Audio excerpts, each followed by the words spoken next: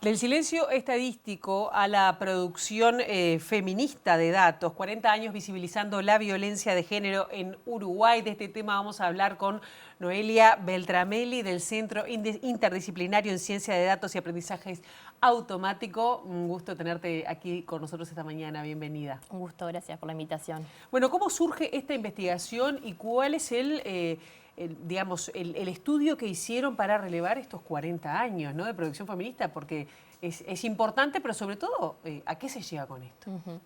Bueno, un poco el objetivo que buscábamos con este trabajo era poder visibilizar y poder historizar esto, ¿no? 40 años de lo que llamamos producción feminista de datos, específicamente sobre violencia de género, sobre diferentes manifestaciones de la violencia, bueno, que hoy en día capaz que estamos más acostumbradas y acostumbrados a pensar los relevamientos oficiales, pero queríamos retomar todo este trabajo que se ha hecho y que es de forma pionera de las organizaciones sociales, de la militancia, de las activistas. Nos parecía como súper importante y también hacer como un hilo conductor a lo largo de los años de los proyectos, desde fines de los 80 hasta hoy en día, bueno, que marcan relevamientos como muy importantes en esta temática y eso nos parecía como fundamental, poder historizar y visibilizar los proyectos bueno, que nos parece un poco que en la memoria histórica nuestra no los tenemos tan presentes y fueron muy importantes para promover transformaciones sociales y para promover legislación y bueno, y lo que después también se transformaron en política pública. Ahora ya te voy a preguntar de qué manera incidieron en esa cuestión de producción de leyes, de estudios, de visibilizar la temática. Pero antes, si tuvieras que decir cuáles son los principales hitos de esta producción de datos feminista o con perspectiva de género, que también fue aportando, ¿cuáles serían? Bueno, a fines de los 80 fue muy relevante el trabajo que se hizo en todo, que bueno, nosotros lo vimos en archivo impreso, ¿no? En diferentes, desde la República de las Mujeres, en Cotidiano Mujer, bueno, la cacerola del GRECMU. En esa primera instancia fue muy importante para empezar a nombrar algo que ni en los medios, ni en la agenda pública, ni en la discusión social se estaba dando, que era como específicamente sobre todo la violencia doméstica, ¿no? Y bueno, y después progresivamente diferentes formas, diferentes manifestaciones de la violencia de género. La construcción de datos, la sistematización de esos datos por parte de las organizaciones y de colectivos fue pionero, fueron los primeros que empezaron a relevar sobre violencia de género y ese como un primerito. Después, más cerca de los 2000, empiezan a cambiar y empiezan también los primeros relevamientos oficiales desde el Estado. Y bueno, la incorporación de la perspectiva de género también en el Estado. Entonces, bueno, como que empiezan a ir acompañando los relevamientos desde la sociedad civil junto con nuevos relevamientos oficiales, ¿no?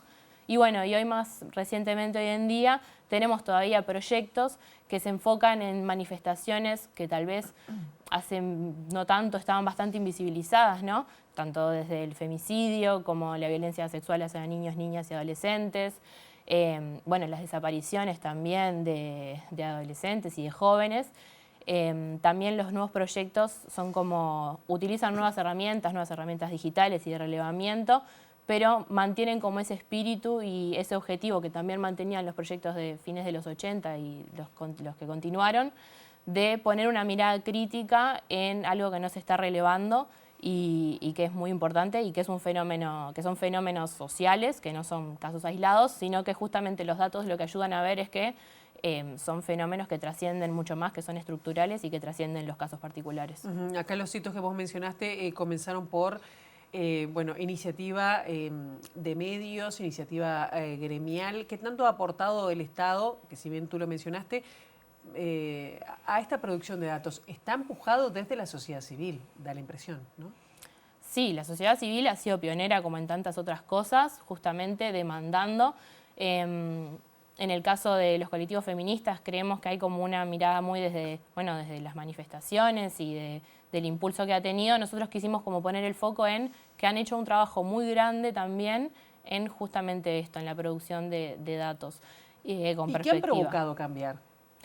Bueno, en principio como la narrativa sobre estas problemáticas, ¿no? Que justamente que sea algo que hoy en día muchas cosas de estas son casi indiscutibles, podemos decir, justamente porque uno cuantifica una realidad bueno, que es como imposible de invisibilizar, me parece. Entonces justamente el trabajo es eso, es visibilizar algo que de otra forma queda como en casos aislados o bueno, en que se pueda hacer como otra narrativa.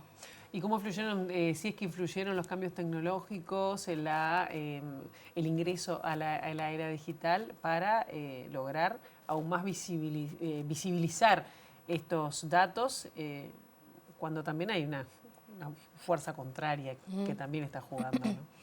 Bueno, los proyectos como que se van adaptando a su tiempo, ¿no? Entonces, capaz que hoy en día se difunden más los datos desde redes sociales o desde otras plataformas o desde páginas web, en los medios de comunicación también tradicionales. Y entonces, bueno, como que cada proyecto es hijo de su tiempo y se va adaptando. Lo que antes se publicaba en prensa escrita, capaz que hoy en día justamente es una página web o en una red social, un usuario de redes sociales. Pero como que el espíritu sigue siendo ese de como mirada crítica a la realidad e intentar visibilizar. Hicieron un corte, por ejemplo, de nuevas generaciones, de edades, de que ahora hay mucha generación de datos de personas más jóvenes, de mujeres más jóvenes en general, mujeres y disidencias. Bueno, justamente algo que queremos como proyectar capaz es ver como nuevos proyectos y cómo se están utilizando nuevas herramientas digitales, ¿no? Para el relevamiento y para sistematizar todos estos datos. Nos parecía súper importante esto que vos decías de la fuerza contraria que hay, ¿no? Que bueno, que hoy en día somos usuarias y usuarios de un montón de plataformas. Nuestros datos como que alimentan un montón de algoritmos que sirven para entrenar justamente que se entrenan diferentes algoritmos y nos parecía muy importante rescatar que no es algo nuevo que la sociedad civil y que la ciudadanía se empodere y tenga una agencia en la construcción de datos y en la construcción de estas narrativas. Se hacía a fines de los 80 con esta temática, pero podemos hablar de otras.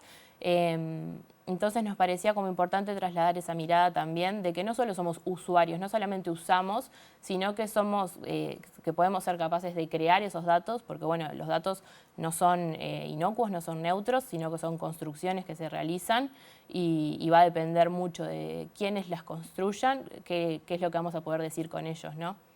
¿Y qué desafíos ves que desde el Estado se deberían también afrontar para que no caiga mucho sobre las espaldas de los colectivos, ¿no? Que eso sigue siendo, más allá de que ha habido cambios, sigue siendo una constante, ¿no? Bueno, el Estado ha avanzado muchísimo en materia de legislación en estos temas. Tenemos como un marco legislativo muy importante a nivel nacional. Obviamente los recursos son escasos y siempre se necesita más presupuesto para llevar adelante todos los dispositivos, específicamente de abordaje a la violencia de género, pero otros dispositivos también otras manifestaciones de violencia. Pero bueno, pero hay un observatorio de datos, ha ido como creciendo un montón en los últimos años el relevamiento de datos y qué se hace con ellos. Pero los colectivos y la sociedad civil organizada tiene como ese rol, ¿no? Siempre de empujar un poco más y de seguir demandando, tanto en las calles con las manifestaciones, como también en todo este trabajo en paralelo que se hace, de en cada momento ser pioneros en su tiempo y pioneras, y empujar a que cada vez se releven más datos sobre, justamente no porque los datos en sí hagan algo, los datos se usan para cosas y nos sirven para visibilizar cosas, pero justamente no es lo mismo estar muy interiorizado sobre una temática a que gente que sí está interiorizada pueda difundir y comunicar al público en general, a la sociedad en general y a los tomadores de decisiones sobre una temática específica. Desde que comenzaron este recorrido de estos 40 años, ¿qué se ha visto en la evolución también de la sociedad civil? Porque antes eran uno o dos los impulsores desde la sociedad civil, los primeros que mencionaste. Ahora son más los grupos que están también generando este tipo de información más allá del Estado.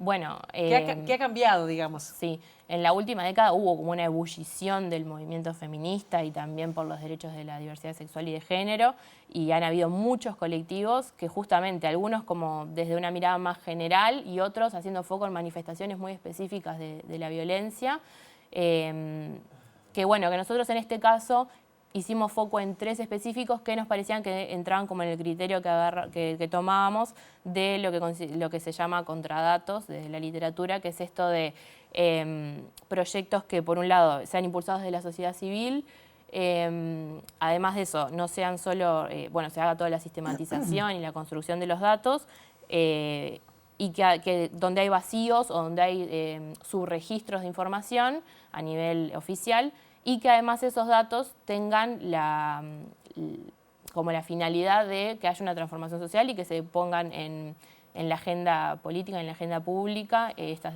temáticas. ¿Y ustedes entienden que tiene que haber mayores transformaciones en el Estado para que esa producción de datos sobre violencia de género, por ejemplo, no dependa quizás tanto del empuje de los colectivos? ¿Son necesarios esos cambios? Bueno, creo que en el Estado siempre hay cosas para mejorar, en temas de interoperabilidad, por ejemplo, de las diferentes fuentes de datos que se tienen, justamente para que el Estado recolecta mucha información y cuanto mejor dialoguen esas bases de datos, mejor información podemos tener y mejores conclusiones podemos sacar sobre qué es lo que está pasando en la sociedad y a partir de ahí generar políticas públicas basadas en información.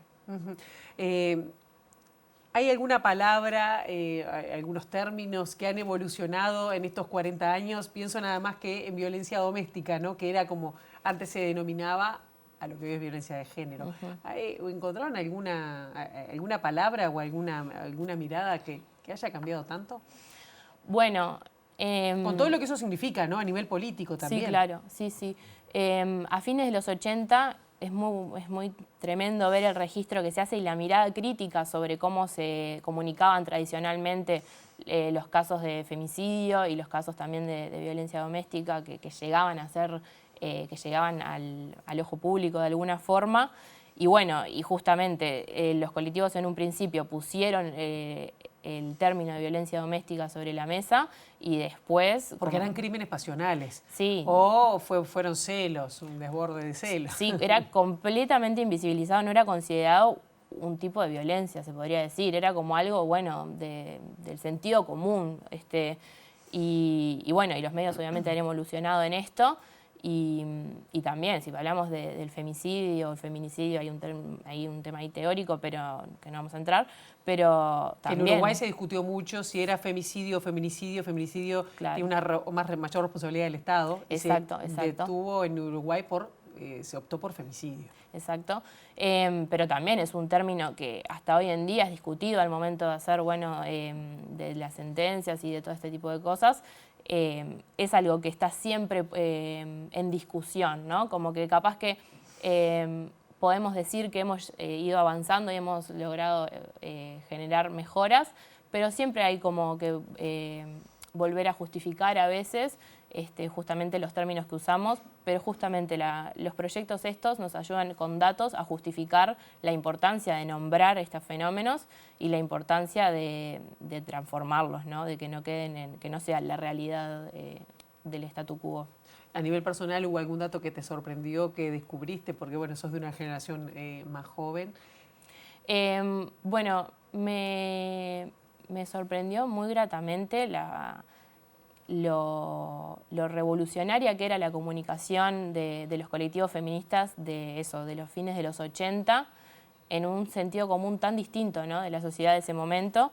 Y no sé si diría un caso particular, pero justamente en un momento en el que capaz casos de femicidios emblemáticos de esos momentos justamente eran nombrados de otra forma completamente distinta, la forma en la que decidieron sistematizar datos y comunicar los diferentes proyectos que relevamos era, mostrar, por ejemplo, el caso emblemático, pero también mostrar todos los casos de ciudadanas comunes de todos los días que habían pasado por lo mismo en la misma página. Y en la misma página poner aquellos dispositivos a los cuales se podía acceder para quienes estaban leyendo eso y estaban atravesando esa situación, ¿no? Que es una forma bastante pionera de comunicar justamente diferentes manifestaciones de la violencia de género. Y que así también nos hemos formado y hemos cambiado también desde los medios de comunicación, por suerte. Sí. Noelia Beltramelli, del Centro Interdisciplinario de Ciencia de Datos y Aprendizaje Automático, gracias por estos minutos y por el trabajo que han hecho. Gracias por recibirme.